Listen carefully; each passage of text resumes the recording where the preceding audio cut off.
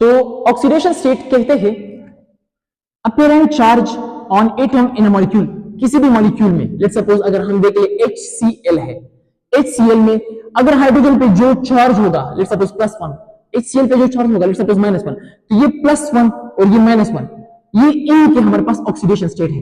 Hydrogen का oxidation state +1 और chlorine का हमारे पास oxidation state -1। Oxidation state electronegative element का हमारे पास नेगेटिव होगा और इलेक्ट्रोपॉजिटिव या कम इलेक्ट्रोनेगेटिव एलिमेंट जो होगा, जिसकी हमारे पास इलेक्ट्रोनेगेटिविटी कम होगी, कम इलेक्ट्रोनेगेटिव का हमारे पास फिर पॉजिटिव होगा। अच्छा, तो जो ऑक्सीडेशन स्टेट है, इन पे जो चार्ज आते हैं मुख्तलिफ कंपाउंड में, तो इन पे कौन से चार्ज आते हैं? अगर हम फ्लोरीन की तरफ देख ले तो फ्लोरीन पे हमारे पास -1 चार्ज होता है, क्योंकि फ्लोरीन इलेक्ट्रॉन को गेन करने की सलाहियत काफी स्ट्रांगली रखता है। ये इलेक्ट्रॉन को गेन करेगा, जब इलेक्ट्रॉन गेन करेगा तो इसमें इलेक्ट्रॉन की ज्यादती हो जाएगी, इजाफा हो जाएगा, और उस इलेक्ट्रॉन में इजाफे की वजह से इस पे -1 चार्ज आ जाएगा। तो इस पे जो ऑक्सीडेशन स्टेट होता है वो हमारे पास -1 होता है। क्लोरीन पे भी हमारे पास -1, ब्रोमीन पे भी -1 और आयोडीन पे भी -1 ऑक्सीडेशन स्टेट होता है। इनका हमारे पास कॉमन ऑक्सीडेशन स्टेट -1 है। लेकिन फ्लोरीन पे -1 के सिवा बाकी ऑक्सीडेशन स्टेट नहीं आ सकते। फ्लोरीन पे सिर्फ और सिर्फ -1 चार्ज आएगा। ये आपने याद करके रखना है कि फ्लोरीन पे हमारे पास सिर्फ और सिर्फ -1 ऑक्सीडेशन स्टेट होगा। ऐसा कोई एलिमेंट नहीं है, एलिमेंट का एटम नहीं है कि वो फ्लोरीन से इलेक्ट्रॉन को अट्रैक्ट कर ले अपनी तरफ। जब कोई एटम इलेक्ट्रॉन अट्रैक्ट नहीं कर सकता फ्लोरीन से, तो फ्लोरीन पे पॉजिटिव चार्ज नहीं आ सकता। तो क्लोरीन सिर्फ और सिर्फ नेगेटिव चार्ज रख सकता है। तो इस वजह से हम कह सकते हैं कि फ्लोरीन -1 ऑक्सीडेशन स्टेट में मौजूद होता है। अच्छा, इसमें हमारे पास ये बाकी जो ऑक्सीडेशन स्टेट ये क्यों नहीं होते, इसको डिस्कस करते हैं। क्लोरीन में हमारे पास +1 +3 +5 +7, ब्रोमीन +1 +3 +5 +7, आयोडीन +1 +3 +5 +7 ऑक्सीडेशन स्टेट की हालतों में होता है। अब फ्लोरीन की बाकी ऑक्सीडेशन स्टेट नहीं है, लेकिन इनकी बाकी ऑक्सीडेशन स्टेट है। क्यों? ये एक एक्सेप्शनल केस है फ्लोरीन के लिए। क्यों? ये इस वजह से कि जो हमारे पास फ्लोरीन है, फ्लोरीन के पास जो लोन पेयर ऑफ इलेक्ट्रॉन है और एक हमारे पास बॉन्ड पेयर है, तो फ्लोरीन इस एक बॉन्ड पेयर की तरफ एक इलेक्ट्रॉन को गेन कर लेता है और इस पे -1 चार्ज आ जाता है। लेकिन ये जो इलेक्ट्रॉन है ये इसने काफी स्ट्रांगली अपनी तरफ अट्रैक्ट किए हुए होते हैं, तो इससे ये इलेक्ट्रॉन कोई बाकी दूसरी जो एटम है ये नहीं अट्रैक्ट कर सकता। जब अट्रैक्ट नहीं कर सकता तो इस पे -1 के सिवा कोई दूसरा चार्ज नहीं आ सकता, और ये जो है ना दूसरे इलेक्ट्रॉन को अट्रैक्ट नहीं करेगा, क्योंकि इसका ऑक्टेट कंप्लीट है, तो इस पे -2 -3 -5 चार्ज नहीं आ सकता। तो इस पे जो ऑक्सीडेशन स्टेट होगा वो -1 होगा। लेकिन ये जो दूसरे डिफरेंट ऑक्सीडेशन स्टेट बना रहे, ये क्यों बना रहे? क्योंकि ऑल हैव, ये जो सारे हैं इनमें हमारे पास ये एबिलिटी है कि ये डोनेट कर ले लोन पेयर ऑफ इलेक्ट्रॉन। मतलब ये कि जो क्लोरीन है, तो क्लोरीन में ये सलाहियत है कि इसके पास ये जो 3 लोन पेयर ऑफ इलेक्ट्रॉन है, ये एक बॉन्ड बनाने के बाद -1 चार्ज भी अपने लिए जो है ना गेन कर सकता है, फिर इसको डोनेट भी कर सकता है। डोनेट जब ये 2 डोनेट करे तो इस पे +2, जब ये 2 डोनेट कर ले तो इस पे इसके लिए भी +2, जब ये 2 डोनेट कर ले तो इसके लिए भी +2। और यहाँ पे हमारे पास अगर कोई दूसरा स्ट्रॉन्ग इलेक्ट्रोपॉजिटिव एटम इस पे इलेक्ट्रोनेगेटिव एटम आ जाए तो ये हमारे पास इससे थोड़ा अपनी तरफ खींच लेगा, तो इसके लिए +1, तो +1 +2 +3 +2 +5 और +2 +7, तो +7 तक हमारे पास क्लोरीन, ब्रोमीन, आयोडीन के ऑक्सीडेशन स्टेट हो सकते हैं। मजीद ये कि इनमें हमारे पास वैकेंट d ऑर्बिटल नहीं है, किस चीज में? फ्लोरीन में। लेकिन क्लोरीन में है, ब्रोमीन में और आयोडीन में वैकेंट ऑर्बिटल होते हैं, जिसकी वजह से हमारे पास इन पे डिफरेंट ऑक्सीडेशन स्टेट हो सकता है। फ्लोरीन की तरफ अगर हम देख लें तो फ्लोरीन में 2 शेल्स होते हैं। सेकंड शेल इनका L शेल है और इसमें सिर्फ S होता है और P होता है। इसके S में 2 और P में 5 है, D इसमें नहीं होता। इस वजह से यहां पे हमारे पास सिर्फ और सिर्फ फ्लोरीन -1 की ऑक्सीडेशन स्टेट की सूरत में होगा। अच्छा, अगर इसमें D ऑर्बिटल होता, D, तो इसमें इलेक्ट्रॉन गेनिंग की सलाहियत ज्यादा है, इलेक्ट्रॉन गेन करने की सलाहियत ज्यादा है, तो इस पे हमारे पास -3 -5 और -7 तक ऑक्सीडेशन स्टेट आ सकता था। अच्छा, फिर है हमारे पास bond dissociation energy of group 7A। अगर हम देखें यहाँ पे फ्लोरीन और फ्लोरीन के दरमियान में बॉन्ड है, क्लोरीन और क्लोरीन के दरमियान में बॉन्ड है, क्लोरीन मॉलिक्यूल, ब्रोमीन और ब्रोमीन के दरमियान में बॉन्ड है, Br2 बनाता है, आयोडीन और आयोडीन के दरमियान में बॉन्ड है। तो इस बॉन्ड को ब्रेक करने के लिए जितनी एनर्जी रिक्वायर्ड होती है इसको कहते हैं बॉन्ड डिसोसिएशन एनर्जी, या भी कहते हैं बॉन्ड एंथैल्पी। इसको हम बॉन्ड एंथैल्पी भी कह सकते हैं, एंथैल्पी। और इसकी डिफिनेशन किस तरह करेंगे? Amount of energy, amount of energy required to break 1 mole, या we can say 6.023 multiply by 10 power 23 bonds। इतने बॉन्ड को तोड़ने के लिए जितनी एनर्जी रिक्वायर्ड होती है इसको कहते हैं बॉन्ड एंथैल्पी या बॉन्ड डिसोसिएशन एनर्जी। और ये हमारे पास जब भी हम बॉन्ड ब्रेकिंग करेंगे तो ये हमारे पास एंडोथर्मिक होगी, एंडोथर्मिक। ये एनर्जी सिस्टम पर लगेगी। तो F2 को अगर हम देख ले तो इसके बॉन्ड को ब्रेक करने के लिए जितनी एनर्जी रिक्वायर्ड है वो है 158, लेकिन क्लोरीन के दरमियान में जो बॉन्ड है उसको ब्रेक करने के लिए हमारे पास 243 एनर्जी किलो जूल पर मोल एनर्जी रिक्वायर्ड है। ब्रोमीन के दरमियान में 192 और आयोडीन के दरमियान में 151 किलो जूल पर मोल एनर्जी रिक्वायर्ड होगी कि इनके बॉन्ड को हम ब्रेक कर लें। तो इसका मतलब ये कि जो ट्रेंड है वो इस तरह कुछ बन रहा है। और फिर आयोडीन सबसे कम, तो इसका मतलब है कि इसमें भी एबनॉर्मेलिटी है। तो जो हमारे पास सही अगर हम इसको रिप्रेजेंट करना चाहें फ्रॉम हाईएस्ट टू लोवेस्ट, तो सबसे हाईएस्ट जो हमारे पास बॉन्ड एंथैल्पी है वो क्लोरीन की है, फिर ब्रोमीन की है, फिर हमारे पास फ्लोरीन की, और सबसे आखिर में हमारे पास आयोडीन की होगी। अच्छा, अब यहां पे एक एक्सेप्शनल केस फिर है फ्लोरीन के हवाले से। अगर हम देख ले तो फ्लोरीन को यहां पे होना चाहिए था, क्योंकि जितनी हमारे पास साइज कम उतनी हमारे पास बॉन्ड लेंथ कम, मतलब दो एटम के न्यूक्लियस के दरमियान में फासला कम, तो बहुत स्ट्रांगली एक दूसरे को पकड़े हुए होते हैं। अच्छा, यहां पे मेरे ख्याल में वो नजर नहीं आ रहा। अच्छा, तो मैं ये कह रहा था कि फ्लोरीन को जो है यहां पे होना चाहिए था, यहां पे, क्योंकि यहां पे अगर हम देख ले जितना साइज स्मॉल होगा एटम का तो उनके दरमियान में बॉन्ड लेंथ कम होगा। जितना हमारे पास बॉन्ड लेंथ कम होगा तो उनको बॉन्ड एनर्जी ज्यादा रिक्वायर्ड होगी कि वो उसको हम तोड़ सके। मतलब ये कि जब स्मॉल साइज एटम होंगे वो तो एक दूसरे को बहुत स्ट्रांगली अट्रैक्ट करेंगे, तो इनको जुदा करना और उनके बॉन्ड को तोड़ना काफी मुश्किल होगा। तो इस वजह से इस प्रिंसिपल की बुनियाद पे फ्लोरीन को यहां पे होना चाहिए था, लेकिन इस तरह नहीं है। ये डिविएशन शो कर रहा है इस मेन प्रिंसिपल के रूल्स के मुताबिक। ये मेन प्रिंसिपल है, आप इसको अगर शॉर्ट ट्रिक के तौर पे याद करना चाहो तो याद कर सकते हो। तो फ्लोरीन यहां पे इस तरह क्यों है, एक्सेप्शन क्यों शो कर रहा है? असल में यहां पे जो फ्लोरीन है, फ्लोरीन, तो एक हमारे पास जो फ्लोरीन एटम है इसकी जब दो शेल अगर हम इस तरह बना दे तो ये दूसरे फ्लोरीन एटम के साथ इस तरह बॉन्डेड होगा, इस तरह।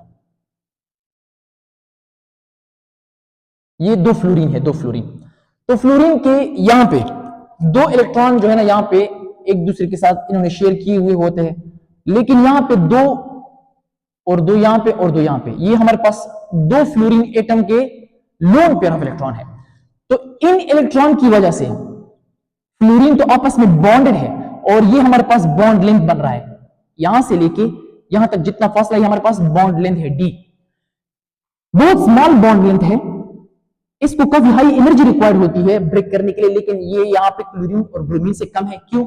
वजह यह है कि यहाँ पे जो लोन पेयर ऑफ इलेक्ट्रॉन इस फ्लोरीन के हैं ये रिपेल करेंगे इस lone pair of electron of another fluorine, तो ये एक दूसरे को रिपेल करेंगे। ये लोन पेयर ऑफ इलेक्ट्रॉन इसको और ये लोन पेयर ऑफ इलेक्ट्रॉन इसको रिपेल करेंगे। मतलब ये कि ये इतने नजदीक होते हैं, फ्लोरीन का साइज इतना छोटा है कि जब ये बॉन्ड लेंथ हम देखते हैं तो काफी स्मॉल है, छोटा है, लेकिन बॉन्ड लेंथ के साथ साथ ये जो हमारे पास लोन पेयर ऑफ इलेक्ट्रॉन है ये इतने नजदीक आ जाते हैं कि ये पेयर एक दूसरे को रिपेल करने लगते हैं। तो इनकी रिपल्जन की वजह से हम जब इसको एनर्जी देंगे तो ऑलरेडी हमारा काम रिपल्जन ने आसान किया हुआ होता है, तो ये रिपल्जन काफी इस बॉन्ड लिंक पे स्ट्रेस अप्लाई करता है अपोजिट साइड में। तो ये फ्लोरीन ऑलरेडी इस तरफ है और ये फ्लोरीन ऑलरेडी इस तरफ पे चला जाता है और बहुत कम एनर्जी पर हम देते हैं बनिस्बत क्लोरीन और ब्रोमीन के, और उस कम एनर्जी पे मतलब 158 किलो जूल पर मोल एनर्जी पे हमारे पास ये दो फ्लोरीन पेयर अलग हो जाते हैं। यहां पे किस चीज की वजह से बॉन्ड लेंथ बॉन्ड एनर्जी कम हुई है, इलेक्ट्रॉन जो लोन पेयर ऑफ इलेक्ट्रॉन है इनकी रिपल्शन की वजह से यहाँ पे हमारे पास जो बॉन्ड एनर्जी ऑफ फ्लोरीन है दूसरे फ्लोरीन के साथ वो कम है बनिस्बत क्लोरीन और ब्रोमीन। अदरवाइज अगर यहाँ पे लोन पेयर ना होते तो इसकी जो बॉन्ड एनर्जी होती वो काफी हाई होती। अब आते हैं ऑक्सीडाइजिंग पावर को। ऑक्सीडाइजिंग पावर मतलब ये कि जब एक होता है हमारे पास LEO loss of electron is called oxidation. तो इलेक्ट्रॉन को बाहर करना, निकालना, इसको कहते हैं ऑक्सीडेशन, ऑक्सीडाइजिंग पावर इसको कहते हैं। फिर हमारे पास gain of electron is called reduction. Electron को अंदर करना, इलेक्ट्रॉन को एटम के अंदर करना।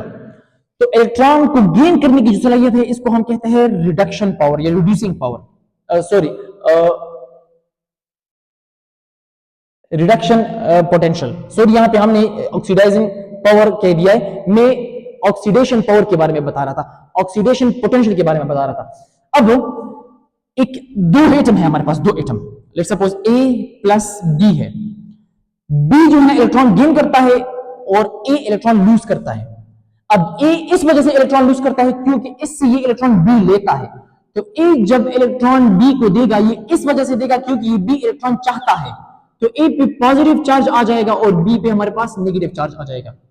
तो जो B है इसने A को जीरो ऑक्सीडेशन स्टेट से +1 ऑक्सीडेशन स्टेट तक पहुंचा दिया है और खुद जीरो ऑक्सीडेशन स्टेट से -1 ऑक्सीडेशन स्टेट तक आ गया है। तो इसका मतलब यह है कि A+1 तक चला गया है, इसकी ऑक्सीडेशन स्टेट इंक्रीज हुई है, इसको कहते हैं ऑक्सीडेशन प्रोसेस। A में ऑक्सीडेशन हुई है और A ऑक्सीडाइज हुआ है। लेकिन अगर हम B को देख लें, B को, तो B 0 से -1 तक चला गया है, कम हुआ है, और कमी को हम कहते हैं रिडक्शन, मतलब ये B रिड्यूस हुआ है। तो इसका मतलब ये है कि B A के लिए ऑक्सीडाइजिंग एजेंट है, ऑक्सीडाइजिंग एजेंट। B क्या है? Oxidising agent OA। किसके लिए? A के लिए। और A क्या है? A की वजह से B रिड्यूस हुआ है, तो A हमारे पास है रिड्यूसिंग एजेंट। A हमारे पास रिड्यूसिंग एजेंट है, रिड्यूसिंग एजेंट। तो B के लिए A रिड्यूसिंग एजेंट, A के लिए B ऑक्सीडाइजिंग एजेंट। अब B A को ऑक्सीडाइज करेगा, इसको A को जब ये B ऑक्सीडाइज करेगा तो अपनी एक खास पावर से ऑक्सीडाइज करेगा, उस पावर को कहते हैं ऑक्सीडाइजिंग पावर। दूसरों को ऑक्सीडाइज करने की सलाहियत, और ये ऑक्सीडेंट जो होते हैं ये इनकी ज्यादा होती है। अब A B के लिहाज से कौन सा पावर इस्तेमाल करेगा? B रिड्यूस होगा और ये A की वजह से होगा। अब A B को जब रिड्यूस करेगा तो A की इस पावर को जिसकी वजह से B रिड्यूस हुआ है इसको कहते हैं A का रिड्यूसिंग पावर, रिड्यूसिंग पावर। अब इसको जान लिया ना आपने, A जब खुद रिड्यूस होगा, A की वजह से जब रिड्यूस होगा तो इसको कहते हैं B की रिडक्शन पोटेंशियल। रिडक्शन पोटेंशियल कितनी हद तक इलेक्ट्रॉन गेन कर सकता है? रिडक्शन पोटेंशियल, रिडक्शन पोटेंशियल कितनी हद तक इलेक्ट्रॉन गेन कर सकता है। लेकिन एक अब जो यहां पे हमारे पास है वो ऑक्सीडेशन है, तो इसकी हमारे पास जो पोटेंशियल होगी वो होगी oxidation potential. Oxidation potential, oxidation potential कितनी हद तक इलेक्ट्रॉन को लॉस करेगा, और जिसकी वजह से करेगा वो उसका एजेंट कहलाएगा। अब आते हैं ग्रुप 7A के जो मेंबर है, हेलोजन के जो मेंबर है या हेलोजन का जो फैमिली है, इसकी ऑक्सीडाइजिंग पावर को देखते हैं कि ये दूसरों को कितनी हद तक ऑक्सीडाइज करते हैं, मतलब ये दूसरों से कितनी हद तक इलेक्ट्रॉन लेते हैं। मतलब ये दूसरों से इलेक्ट्रॉन लेकर खुद कितना रिड्यूस होते हैं, कितनी हद तक, स्ट्रांगली कितनी हद तक रिड्यूस होते हैं। तो अगर हम देख लें तो F2 की जो हमारे पास रिडक्शन पोटेंशियल है, यहां पे मैंने लिखा है रिडक्शन पोटेंशियल। रिडक्शन पोटेंशियल का मतलब ये है कि ये खुद इलेक्ट्रॉन लेकर रिड्यूस होते हैं। इसकी रिड्यूस होने की पोटेंशियल, रिडक्शन पोटेंशियल, इसको हम डिनोट करते हैं ई नॉट रेट से, स्टैंडर्ड रिडक्शन पोटेंशियल। इसको हम स्टैंडर्ड हाइड्रोजन इलेक्ट्रोड के साथ अगर कनेक्ट कर ले तो ये हाइड्रोजन से कितनी हद तक इलेक्ट्रॉन ले सकता है। वहां पे इलेक्ट्रोकेमिस्ट्री में ये एक टॉपिक है आपके फर्स्ट ईयर में, ये गुजर चुका है। तो इफ जो इलेक्ट्रॉन लेगा उसकी जो हमारे पास रिडक्शन पोटेंशियल होगी वो सबसे हाई होगी। जब भी किसी सब्सटेंस की रिडक्शन पोटेंशियल हाई होगी तो इसका मतलब यह है कि वो इलेक्ट्रॉन उतनी आसानी से लेगा, स्ट्रांगली लेगा। तो सबसे ज्यादा वैल्यू रिडक्शन पोटेंशियल की फ्लोरीन की है, तो इसका मतलब यह है कि फ्लोरीन सबसे स्ट्रॉन्गेस्ट रिड्यूसिंग एजेंट है। मतलब ये कि जो हमारे पास ऑक्सीडाइजिंग एजेंट, क्योंकि ऑक्सीडाइजिंग पावर है इसका, तो सबसे स्ट्रॉन्गेस्ट ऑक्सीडाइजिंग एजेंट हमारे पास फ्लोरीन है। फिर उसके बाद अगर हम देख ले प्लस 1.36 क्लोरीन ऑक्सीडाइजिंग एजेंट है। फिर हमारे पास ब्रोमीन की ऑक्सीडाइजिंग पावर कम है और ये क्लोरीन के बाद कम ऑक्सीडाइजिंग एजेंट है, ऑक्सीडाइजिंग पावर कम और इस वजह से कमजोर ऑक्सीडाइजिंग एजेंट है। और आयोडीन सबसे कमजोर ऑक्सीडाइजिंग एजेंट है क्योंकि इसकी ऑक्सीडाइजिंग पावर कम है, प्लस 0.54।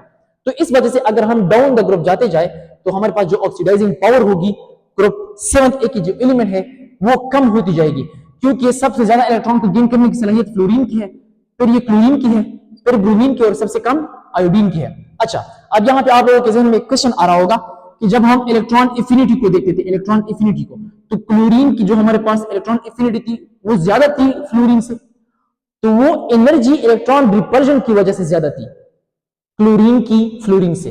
वो तो हमारे पास इलेक्ट्रॉन रिपल्जन की वजह से ज्यादा थी क्लोरीन की फ्लोरीन से। अदरवाइज इलेक्ट्रॉन को दूसरे एटम से निकालना ये असल में ऑक्सीडाइजिंग पावर है और ये फ्लोरीन की ज्यादा है। तो फ्लोरीन दूसरे एटमों से इलेक्ट्रॉन आसानी से निकाल सकता है, बहुत स्ट्रांगली निकाल सकता है। वो उसके बारे में हम बता रहे हैं, एनर्जी के बारे में तो हम नहीं बता रहे। तो वो असल में जो सलाहियत है वो फ्लोरीन की हाई है, क्लोरीन की थोड़ी कम है। लेकिन जब फ्लोरीन इलेक्ट्रॉन गेन करता है तो इलेक्ट्रॉन रिपल्जन की वजह से वहां पे एनर्जी कम हो जाती है, तो हम एनर्जी की बात नहीं कर रहे हैं यहाँ पे। अच्छा, हमेशा के लिए याद रखें जो हमारे पास रिडक्शन पोटेंशियल है, स्टैंडर्ड रिडक्शन पोटेंशियल, वो डायरेक्टली प्रोपोर्शनल है ऑक्सीडाइजिंग पावर का।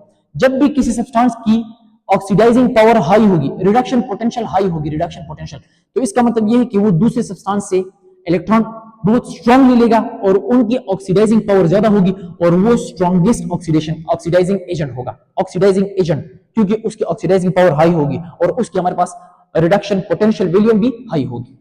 लेकिन अगर किसी सब्सटेंस की standard reduction potential value high होगी, वो उतना ही पुअर रिड्यूसिंग पावर रखेगा और उतना ही हमारे पास पुअर रिड्यूसिंग एजेंट होगा। मतलब ये कि वो दूसरों से इलेक्ट्रॉन नहीं ले सकता, वो खुद इलेक्ट्रॉन देने पे जो है वो आमादा होगा, इलेक्ट्रॉन देगा।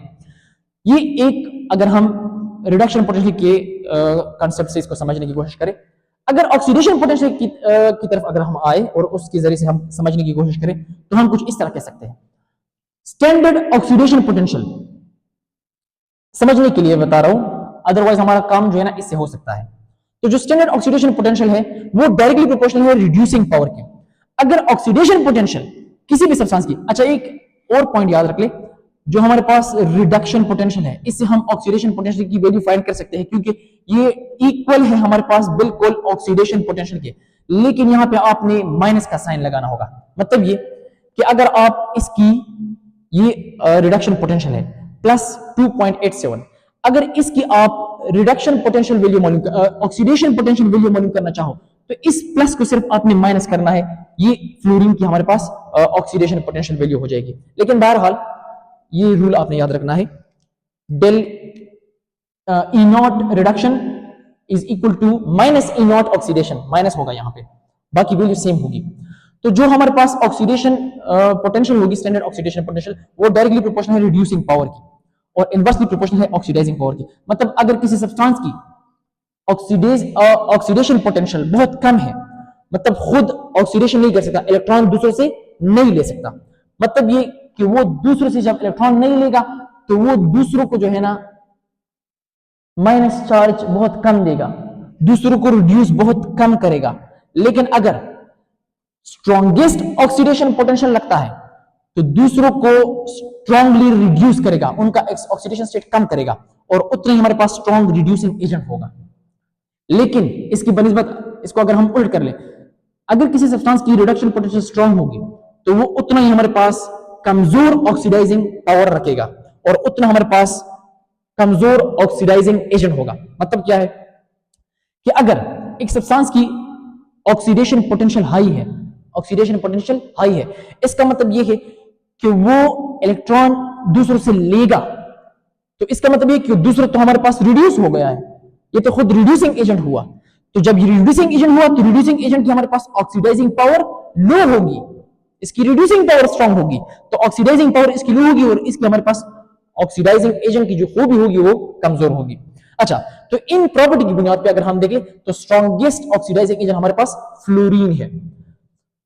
अच्छा, जो हमारे पास यहां पे है, इसको अगर हम थोड़ा समझने की अगर कोशिश कर ले, एमसीक्यू के तौर पे अगर आप लोगों के लिए आ जाए तो हम किस तरह करेंगे।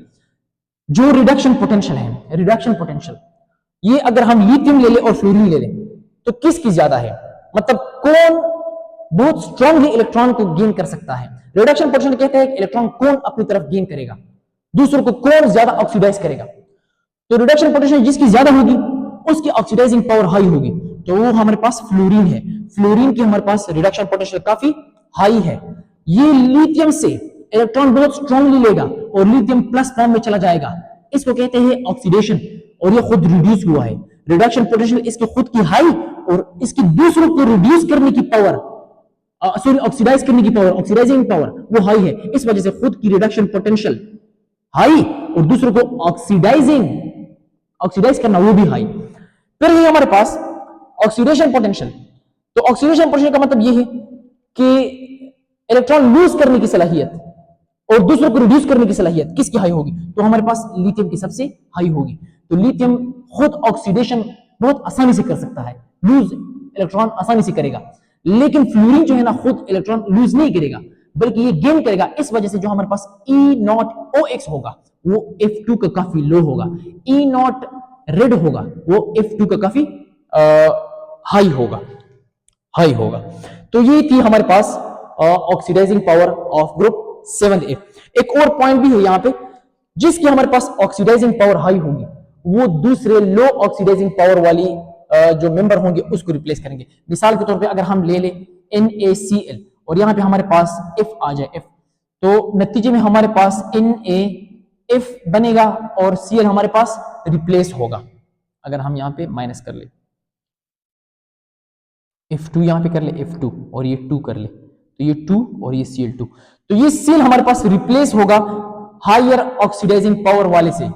मतलब ये जो हाई ऑक्सीडाइजिंग पावर रखता है ये फ्लोरीन रखता है, तो ये फ्लोरीन क्लोरीन को क्या करेगा, रिप्लेस करेगा।